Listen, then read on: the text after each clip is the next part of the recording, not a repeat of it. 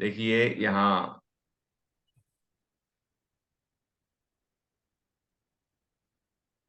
हम अमृता सीति ग्रंथ के 14वें श्लोक पर चर्चा कर रहे हैं।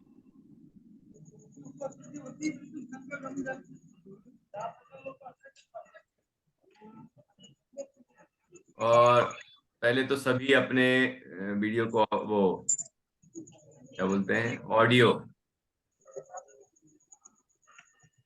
बंद कर लेना। ये तो कुछ करना पड़ेगा यहाँ से।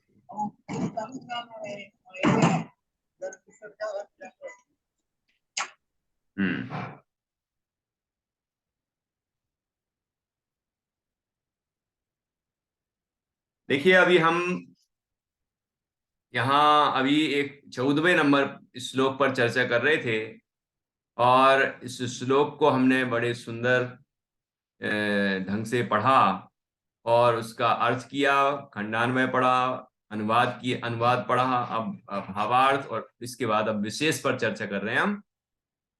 तो देखिए क्या क्या कहा गया है इस छंद के अंदर।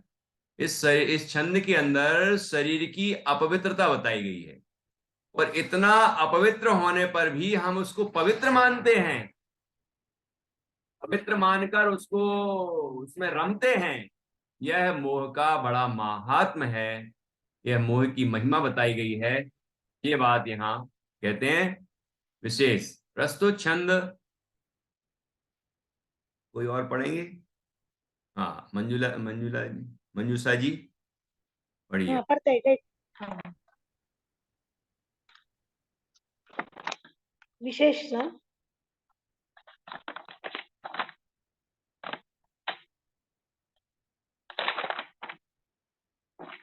विशेष प्रस्तुत छंद मोही जीव के अविवेकी आचरण का सुंदर निर्देशन है। इसमें अपवित्रता की पराकाष्ठा को प्राप्त शरीर में जीव की अत्यधिक आसक्ति को मोह का प्रतिफल बताया गया है। आवाज आ रही है ना सर? आवाज आ रही है क्या? हाँ बोलिए ना। हाँ।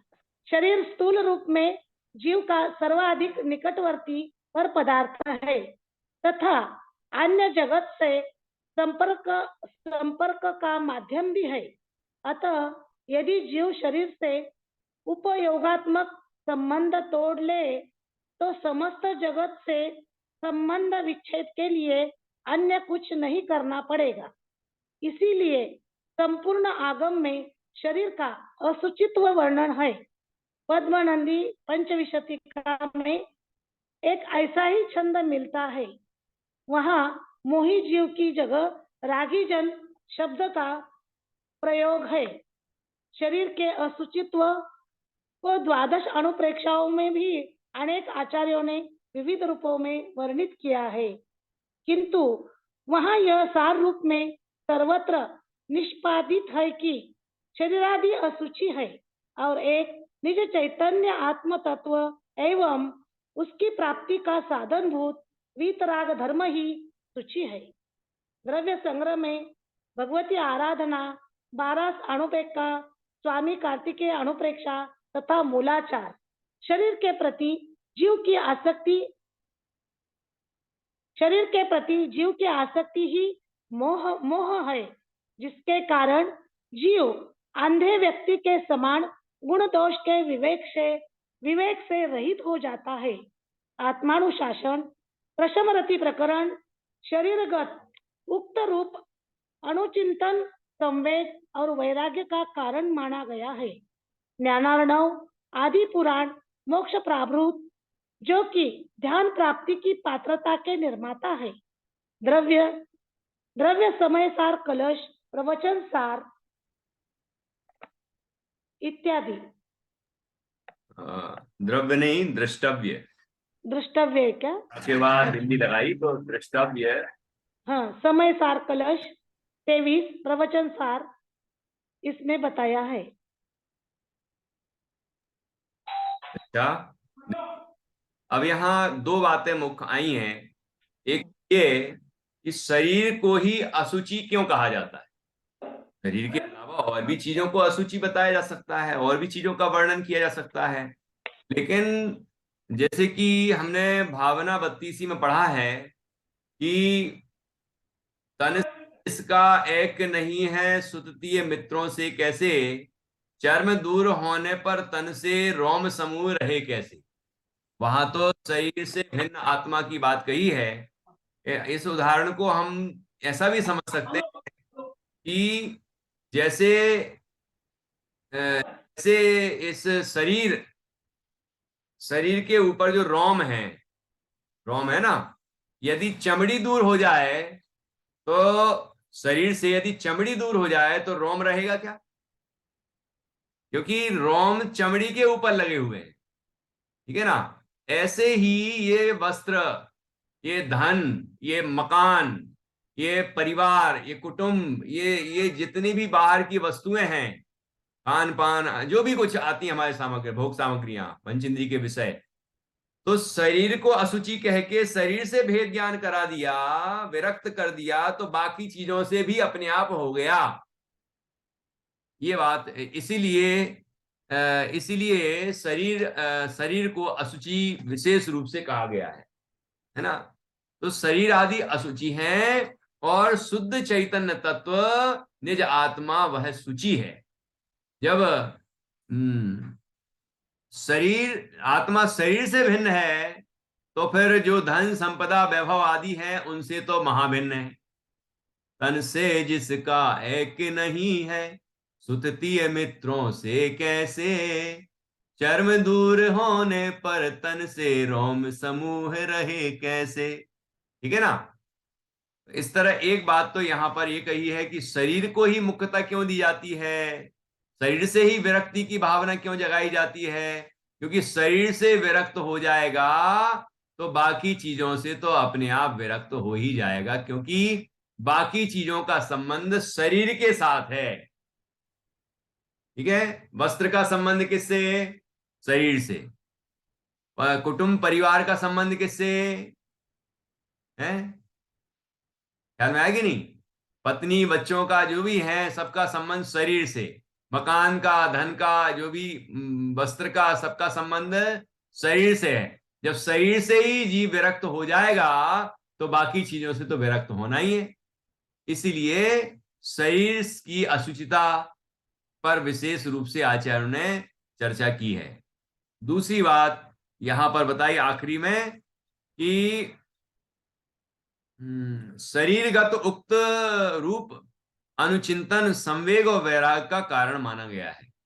कि जब हम शरीर के वैराग की, शरीर से विरक्ति की चर्चा करते हैं, चिंतन करते हैं, बार बार चिंतन करते हैं, तो हमें इसके प्रति वैराग्य उत्पन्न होता है। और शरीर से भिन्न जो परम पवित्र ज्ञान और आनंद से भरपूर सिद्धों के जैसा जो शुद्ध चैतन्य तत्व है, हमारा स्वरूप है, उसके प्रति उत्साह जागृत होता है। उसके अनुभव के प्रति, उसके उसमें ध्यान लगाने के प्रति, उसकी साधना के प्रति हमारा उत्साह बढ़ता जाता है। तो आत्मा के प्रति जो उत्साह बढ़ रहा है, धर्म के प्रति जो उत्साह बढ़ रहा है, वो संवेग है। और शरीर आदि के प्रति जो विरक्ति की भावना जागृत हो रही है, वह वैराग्य है। इस तरह संवेग और वैराग का कारण है शरीरगत ये इस तरह का ऊपर बताया गया चिंतन। ठीक है। अब फिर ऐसा होने पर भी जीव इसमें आसक्त क्यों है शरीर में? ये मोह के कारण। इसके लिए उदाहरण दिया है, जैसे अंधा व्यक्ति होता है तो वह गुण दोष का विवेक नहीं रखता। उसे गुण और दोष की समझ नहीं होती, अच्छे बुरे की पहचान नहीं होती। वो देख ही नहीं पाता सही क्या है, गलत क्या है, अच्छा क्या है, बुरा क्या है। ऐसे ही है मोही जीव, ऐसा शरीर की अशुचिता को नहीं देखता, बाकी पर पदार्थों की भिन्नता को नहीं देखता, और सब में अपनापन करता, आसक्त हो जाता है। तो जब हम बार बार ये शरीरगत अशुचिता का चिंतन करेंगे और विरक्ति की भावना करेंगे, तो निश्चित रूप से हमारे अंदर संवेग और वैराग पैदा होगा, उसकी वृद्धि होगी, और हम शरीर आदि से विरक्त होंगे और अपने शुद्ध चैतन्य आत्मा की अनुभूति के लिए प्रेरित होंगे, और आत्मानुभव करके हम परम आनंद को प्राप्त करेंगे। ठीक है ना। ये यहाँ पर बताया गया था कि स्वानुभव की ये महिमा है, और यह महिमा इस और पुष्टि की गई है यहाँ पर।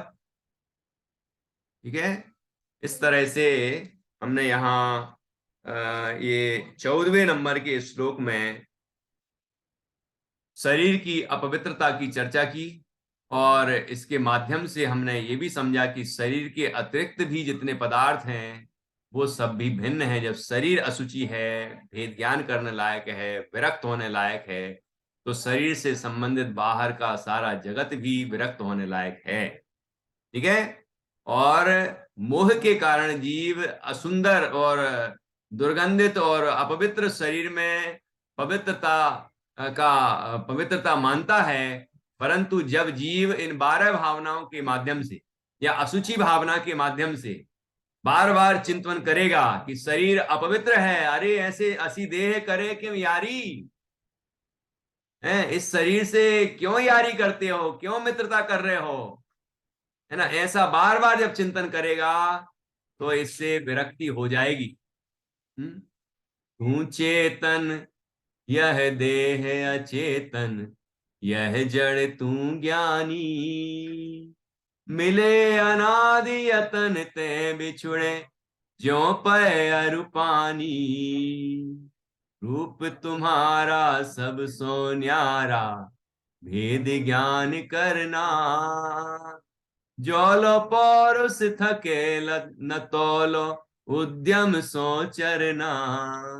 ये अन्यत्व भावना है मंगत राय जी की, पंडित मंगत राय जी की 12 भावना में से। ठीक है ना, तो इस तरह से हम इस शरीर के प्रति भेद ज्ञान करें और अपने आत्मा के अनुभव के लिए प्रेरित हों, तो यह मोह दूर हो जाएगा। केवल मोह का साम्राज्य बता के हमारी दुर्दशा नहीं बता रहे हैं, हमें दीन ही नहीं बता रहे हैं, बल्कि वो उपाय भी बता रहे हैं कि इस देह से हम कैसे विरक्त हो सकते हैं, इस देह से अपनापन छोड़ सकते हैं, तभी जब इससे भिन्न हम अपने ज्ञानानंद स्वरूप आत्मा की महिमा जगाएं, उसका अनुभव करें, उसमें लीन हों, तो इस शरीर के प्रति विरक्ति हो जाएगी और हमें स्वानुभव के द्वारा परम आनंद की प्राप्ति हो जाएगी। इस तरह बड़ी सुंदर चर्चा की गई है। अब एक बार पुनः हम इस श्लोक का पाठ करेंगे, 14वें श्लोक का, और उसके बाद हम ये चर्चा अपनी पूर्ण करेंगे। देखिए, सभी एक साथ बोलेंगे।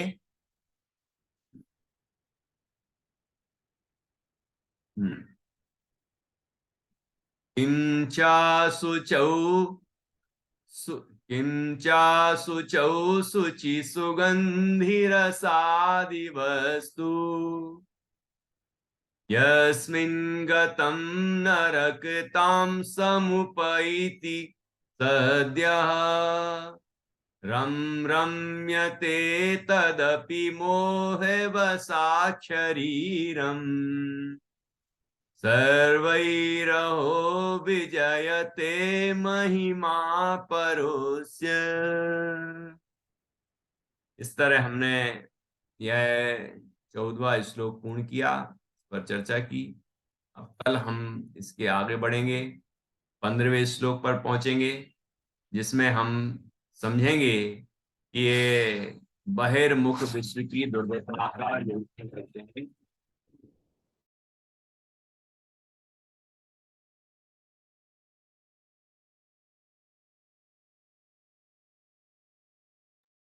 ये बाहर का विश्व किस तरह से इस तरह से दुख रूप है, कैसी इसकी दुर्दशा है, और हम इस विश्व में कैसे दुख सहन कर रहे हैं, संसारी प्राणी सभी क्यों दुख सहन कर रहे हैं, इसकी चर्चा आएगी। मतलब हमारी ही चर्चा चल रही है, ये हमारी ही दुर्दशा बताएंगे, हमारी हमारी ही आत्मा की महिमा बताएंगे, और हमें ही आत्मा का अनुभव करके मोक्ष की प्राप्ति करना, सुखी होना है, ये उपाय बताएंगे। सारी चर्चा हमारी है, पूरी दिव्य ध्वनि का केंद्र बिंदु शुद्धात्म तत्व है, वो हम हैं, वो आप हैं, है ना, अपनी बात है ये। दुनिया में जो चर्चा होती है वो अपनी नहीं है। आप बड़े महान हैं और आपने बड़े दानवीर हैं और बड़े सुंदर हैं और बड़े उपकारी हैं और ये हैं और वो हैं, ये सब महिमा अपनी नहीं है। ये महिमा सब शरीर की है, कर्म की है, पौद्गलिक महिमा है। हमारी महिमा तो यह है कि मैं देह से भिन्न परम पवित्र शुद्ध चैतन्य आत्मा हूं, सिद्धों के जैसा हूं। ये महिमा हमारी, ठीक है ना।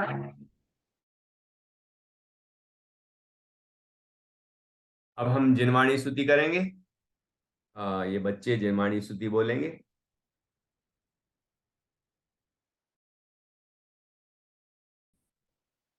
सुनी कर वाणी जिन वर मरे हर्ष न समाए, काले न लिखित तपन बुझाए, निज निधि मिली अधाय जी, मरे हर्ष न समाए।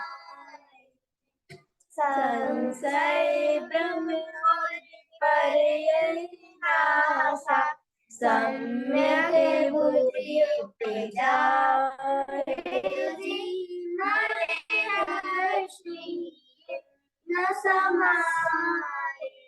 नर भव सफल गयो अब मेरो, बुद्धि जन बैठत पाय जी, हरे हर्ष न समाय जी। सुन कर वाणी जिन वर की, हरे हर्ष न समाय जी।